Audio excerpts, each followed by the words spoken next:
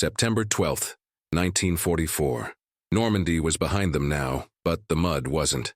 The British 50th Field Ambulance Unit rolled through what used to be a market town in northern France, past shattered storefronts and a church tower leaning like a broken finger. Inside one of the cargo trucks, among crates of morphine and folded stretchers, a woman in a stained apron was holding a baby no heavier than a bag of flour. The infant wasn't crying. That was the problem. Premature babies don't cry when they're cold. They just stop moving. Her name was Odile Hellier. She was 31 years old. Before the UII, or she had been a pediatric nurse in Sussex, working in a modern hospital with electric incubators, radiant warmers, trained midwives. Now she was kneeling in the back of a truck that smelled like diesel and iodine, watching a newborn die because there was no way to keep it warm. But what haunted her wasn't the enemy. It was the silence from command. No one had planned for this. Before we go on, take a second and subscribe, because every week we uncover the machines, the shelters, and the people who kept entire wars from collapsing. This is one of those stories that never made it into the textbooks, but it should have. By the autumn of 1944, the Western Allies were pushing east faster than their logistics could follow. Fuel convoys were being prioritized. Ammunition depots were being built in hours, not days. And field hospitals, those canvas cities where surgeons worked by lamplight and prayed the generator wouldn't quit, were being set up in barns, schoolhouses, anywhere with a roof. The 50th Field Ambulance, part of the Royal Army Medical Corps, had been leapfrogging through France since D-Day. Their mission was stabilization, not long-term care. Patch the wounded, stop the bleeding, send them back to England or bury them where they fell. Civilian casualties were expected: shrapnel wounds, burns, collapsed lungs from blast pressure. But no one in the War Office had anticipated the secondary wave: pregnant women going into labor in basements, refugees giving birth on roadsides, infants born 2 months early in freezing barns because their mothers had been living on adrenaline and black bread for weeks. Odile Hellier had delivered 11 babies in 6 weeks. 3 had survived. The others were simply too small. In a hospital, they would have been placed in glass incubators, sealed, heated chambers that maintained a steady 32 degrees Celsius, humidity controlled, oxygen piped in if needed. In the field, there was nothing. You wrapped them in wool, kept them near a stove if you had one, and hoped. Most of the time, hope wasn't enough. Hypothermia didn't announce itself. The baby just grew quiet, its breathing shallow, its skin mottled and gray. By the time you noticed, the damage was done. Hellier had tried everything within the regulations. She requisitioned extra blankets. She placed infants near the field stoves used for boiling instruments. She even tried using hot water bottles wrapped in gauze, but the temperature fluctuated wildly. Too hot and you scalded fragile skin. Too cold, and it did nothing. One infant had died with a second-degree burn on its back because a water bottle had leaked. Hellier had written the incident in her log with a hand that didn't shake. But later that night, alone in the supply tent, she had pressed her forehead against a crate of bandages and wept without sound. She had no children. She had been engaged once, before the war, to a schoolteacher who died in North Africa. She had joined the RAMC not out of patriotism, but because sitting still felt like drowning. And now, in a war that had already killed millions, she was watching infants die from something as simple as cold. That was when she started sketching. The first drawings were done on the back of requisition forms, using a pencil stub and a ruler she borrowed from the quartermaster. Hellier wasn't an engineer. She had never built anything more complex than a bookshelf, but she understood heat, and she understood insulation, and she understood that if you wanted to save a premature infant in a field hospital, you needed 3 things: stable warmth, humidity, and protection from infection. The problem was power. Electric incubators required a generator, and generators were reserved for surgical lights and radios. Kerosene heaters produced fumes. Open flames were too dangerous near oxygen supplies and anesthetic ether. What she needed was a heat source that was safe, controllable, and didn't require electricity. She found it in a kerosene lamp, not the kind used for reading. Those burned too hot and smoked too much. She needed something with an adjustable wick, something that could maintain a low, even flame for hours. The kind used in railway signal boxes, the kind that didn't exist in a field hospital. So she stole one, not from the British, from a bombed-out French rail station 3 kilometers south, where the signal lamps were still sitting in their housings, untouched, because nobody loots a lamp when there's food and copper wire to be had. Hellier walked there on her day off, which wasn't a day off, just a 6-hour window when she wasn't on duty, and came back with 2 lamps wrapped in a canvas sack. The quartermaster saw her and said nothing. By that point in the war, everyone was stealing something. The next problem was the chamber. An incubator needed to be enclosed, but not sealed. You needed airflow to prevent carbon dioxide buildup, but you couldn't let the heat escape. Glass was ideal, but there was no glass. Plexiglass didn't exist in field stocks. Sheet metal would cook the air inside and create hot spots. Hellier spent 2 days staring at supply crates, and then she saw it. Ammunition boxes. Specifically the wooden crates used for .303 rounds. They were roughly 60 centimeters long, 40 wide, 30 deep, just large enough for a newborn. They were sturdy, because they had to survive rough handling, and they were lined with a thin layer of waxed paper to keep moisture out. She took one to the equipment tent and started modifying it. First, she removed the top and one side, creating an open chamber. Then she lined the inside with wool, blankets, not for padding but for insulation. She cut a piece of tin from a discarded fuel canister and bent it into a heat shield, placing it between the kerosene lamp and the infant's space, so the warmth would radiate without the flame being visible. She drilled small holes near the top for ventilation. She used a clinical thermometer, tied to a piece of string to monitor the internal temperature, and then she placed a doll inside, a small cloth doll that one of the ambulance drivers carried for luck, and let the lamp burn for 6 hours. The temperature held steady at 31 degrees Celsius. She wrote the result in her notebook. Then she crossed it out and wrote it again, harder, as if pressing the pencil into the paper would make it real. The first live test happened on September 19th. A woman had been brought in from a farmhouse 2 kilometers west. Labor at 7 months, likely triggered by malnutrition and stress. The delivery was fast, too fast. The baby was a boy, barely a kilogram, his chest pulling with every breath. Hellier didn't ask permission. She placed him in the makeshift incubator, adjusted the lamp, and sat beside it for the next 8 hours, checking the thermometer every 15 minutes. The baby lived through the night. By the 3rd day he was crying, thin, angry cries that sounded like a kitten, but cries nonetheless. His mother, a teenager who spoke no English, held Hellier's hand and wept. Hellier documented everything: lamp, settings, ventilation gaps, feeding schedule, weight gain.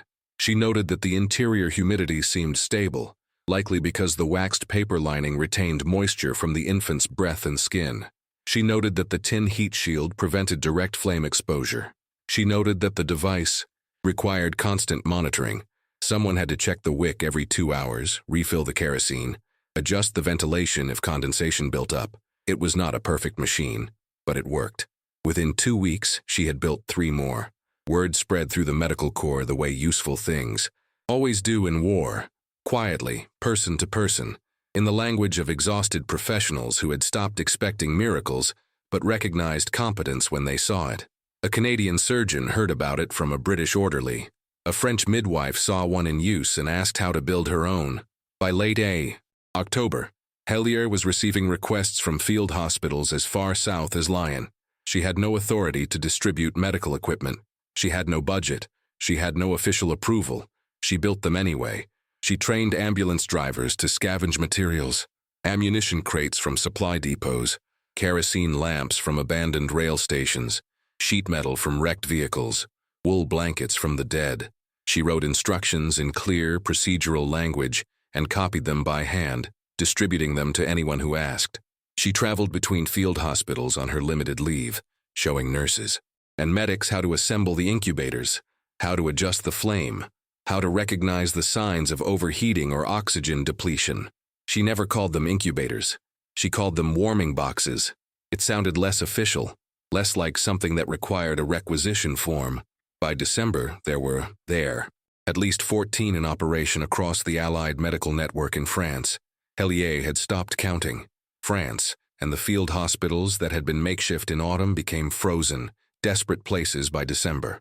The 50th Field Ambulance was now operating out of a converted schoolhouse in Alsace, near the German border. The walls were stone, which kept some of the wind out, but the windows had been blown out during shelling, and canvas tarps did little against the cold that seeped through at night. Generators ran on rotating schedules to conserve fuel. Surgical lamps flickered. Instruments froze to metal trays if you didn't keep them near the stoves. And still, the babies kept coming. Hellier's warming boxes were now part of standard field procedure in 3 British and 2 Canadian medical units. They weren't in any manual. There was no official designation, no supply code, no inspection protocol. But they were there, in the corners of operating rooms and recovery wards, glowing faintly in the dark, tended by nurses who had learned to recognize the smell of a wick burning too rich, or the faint metallic tang that meant condensation was pooling and needed to be wiped away. The survival rate for premature infants in Hellier's care had risen to 60%, in a field hospital, in winter, in a war zone. That should have been the end of the story. A quiet success. A footnote in a medical journal published after the war, if anyone bothered to document it at all. But in January 1945, something happened that forced the warming boxes out of the shadows and into the direct attention of Allied command. A supply convoy was ambushed near Bastogne. The convoy had been carrying medical supplies for the 101st Airborne, which had been encircled during the Battle of the Bulge. Among the cargo, plasma, sulfa drugs, morphine, surgical kits, and 2 electric incubators, the first modern units to be sent to a forward field hospital in months. They had been donated by a hospital in Virginia, shipped across the Atlantic, and finally cleared for frontline use. They were worth more than most of the equipment in the entire medical chain. The ambush lasted 11 minutes. German infantry, likely a reconnaissance unit, hit the convoy on a narrow forest road. 3 trucks were destroyed. 7 men were killed. The incubators, packed in wooden crates and clearly marked with red crosses, were riddled with bullets and shrapnel. One was blown apart. The other was cracked open, its glass shattered, its heating coils bent and useless. When the wreckage was recovered and the inventory taken, a single line appeared in the after-action report. Electric, incubators destroyed, no replacement available. The field hospital at Bastogne had 16 premature infants under care. The temperature outside was -12 degrees Celsius. A radiogram went out to every medical unit within 50 kilometers. Request any available warming equipment for neonatal care. Urgent. Odile Hellier received the message on January 8th. She was in Alsace, 300 kilometers away. She had 4 warming boxes in operation and materials to build 2 more. She also had no transportation, no authority to move equipment across unit jurisdictions, and no official clearance to send unregulated medical devices into an active combat zone. She built 6 warming boxes in 3 days and sent them north in the back of an ammunition truck. The driver was a Welsh corporal named Bryn Thomas, who had been ferrying supplies between depots since Normandy and had seen enough of the war to know when to ask questions and when to just drive. Hellier met him at the motor pool before dawn, carrying the warming boxes in canvas sacks, along with a sheaf of handwritten instructions, spare wicks, and 4 liters of kerosene in sealed tins. "Where's this going?" Thomas asked. "Bastogne," Hellier said. "That's 100 kilometers inside contested territory." "I know." Thomas looked at the sacks, then at Hellier. She was pale, her hands red and cracked from cold and disinfectant, her uniform stained with things he didn't want to think about. She wasn't pleading. She wasn't even asking. She was just standing there, holding the bags, waiting. "They for babies?" he asked. "Yes." He loaded the truck. The journey took 2 days. Thomas drove through checkpoints, across pontoon bridges, past burned-out tanks and frozen corpses stacked like firewood, because the ground was too hard to dig graves. He told the MPs at every stop that he was carrying medical supplies, which was true, and that they were critical, which was also true, and that if anyone delayed him, he would make sure their commanding officer knew why infants died waiting. No one delayed him. He reached the field hospital at Bastogne on the night of January 10th. The medical officer on duty, a captain named Raymond Leduc, took one look at the warming boxes and asked where the hell they had come from. "Nurse in Alsace built them," Thomas said. said you needed them. Leduc opened one of the sacks. Inside was an ammunition crate lined with wool, fitted with a kerosene lamp and a tin heat shield. Attached to the side was a handwritten note on a piece of bandage gauze. Maintain flame at lowest steady burn.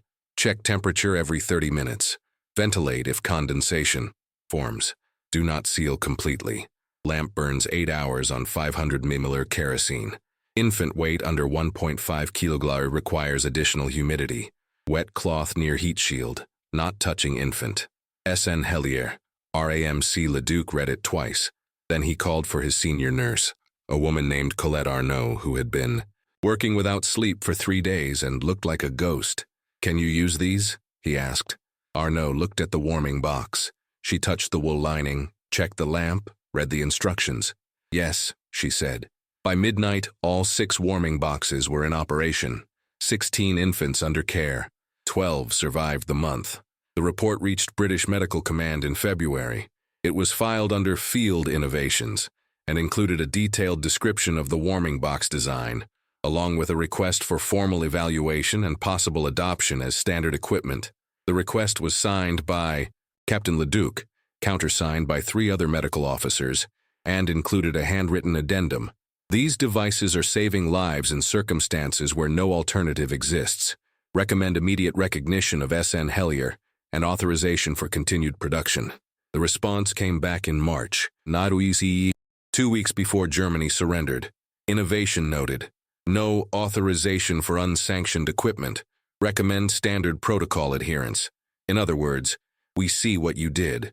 We're not going to stop you, but we're not going to help you either. Hellier never received official recognition during the war. Her warming boxes were never assigned a supply code, never included in medical training, never mentioned in dispatches. But by May 1945, when the war in Europe ended, there were at least 40 of them in use across the Allied medical network. From France to Belgium to Germany, nurses built nurses. Them. Medics built them.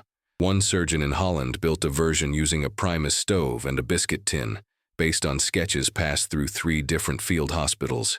They were never perfect. They required constant attention. They broke down.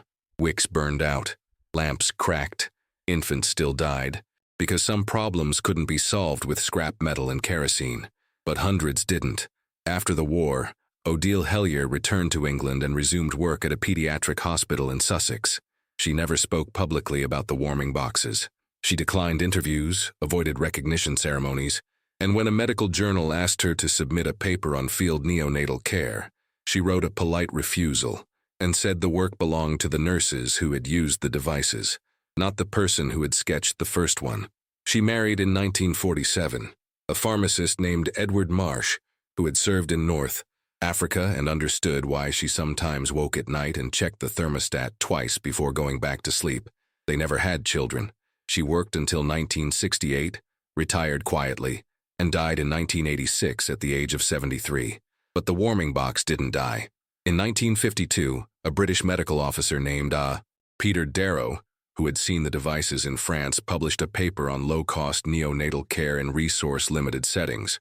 He included a detailed technical drawing of Hellier's design, along with modifications for tropical climates and high-altitude environments. The paper was read by a missionary, doctor in Kenya, who built a version using paraffin lamps and banana crates. That design was copied in Uganda, then Tanzania, then across sub-Saharan Africa. By the 1960s, warming boxes based on Hellier's original concept were being used by aid organizations in refugee camps, disaster zones, and rural hospitals where electricity was intermittent or non-existent. Engineers refined the design. Better insulation, safer fuel sources, humidity control systems, transparent panels made from salvaged car windshields. The International Red Cross distributed construction plans in 7 languages. In 1978, a neonatal unit in Bangladesh saved 32 infants during a monsoon flood, using warming boxes built from vegetable crates, kerosene lamps, and aluminum foil. The attending physician had never heard of Odile Hellier. He had learned the design from a colleague who had learned it from a manual published by the WHO, which had adapted it from Darrow's 1952 paper. which had been based on sketches passed hand to hand through field hospitals in France during a war that had ended 30 years earlier. The chain of knowledge was unbroken, but the origin had been forgotten. In 2003, biomedical engineer named Sarah Kadir was working with Médecins Sans Frontières in Afghanistan when she encountered a warming device in a field clinic near Kandahar. It was crude, a wooden box lined with wool, heated by a small kerosene lamp, holding an infant born at 28 weeks. The device was keeping the child alive in a room with no electricity, no running water, and no hope of evacuation. Kadir took photographs. She measured the temperature gradients, the ventilation design, the heat shielding. She traced the design back through aid networks, medical journals, archived field reports.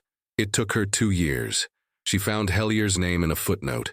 In 2006, Kadir published a comprehensive study on low-cost incubation technologies, with a chapter dedicated to the history of field neonatal care.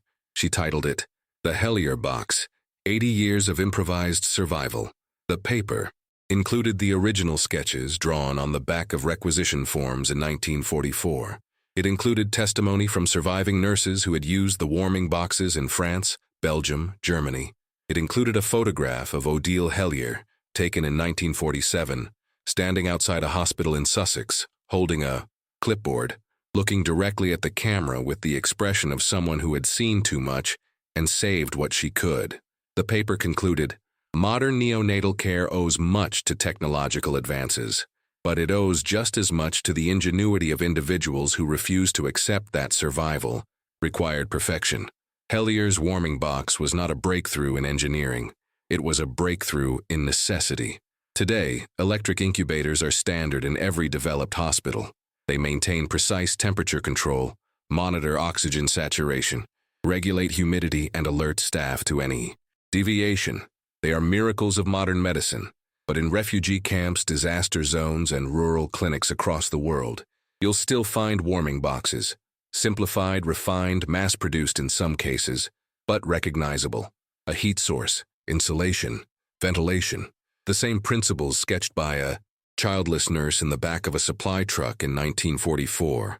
Hellier never patented the design. She never sought credit. When asked once, late in her life, why she had never written about the warming boxes, she said, "It wasn't mine, it was theirs. The mothers and the medics and the drivers who carried the bloody things through snow. I just drew the first one." But she did draw it, and because she did, a chain of survival stretched forward through decades and across continents, touching lives that would never know her name. If stories like this remind you why we study history, not for the battles won, but for the small acts that kept people alive in the margins of war, then subscribe. Because next time, we're going deeper, into the machines that weren't supposed to work, and the people who made them work anyway. They built it to save lives no one else thought were worth saving. And 80 years later, it's still working.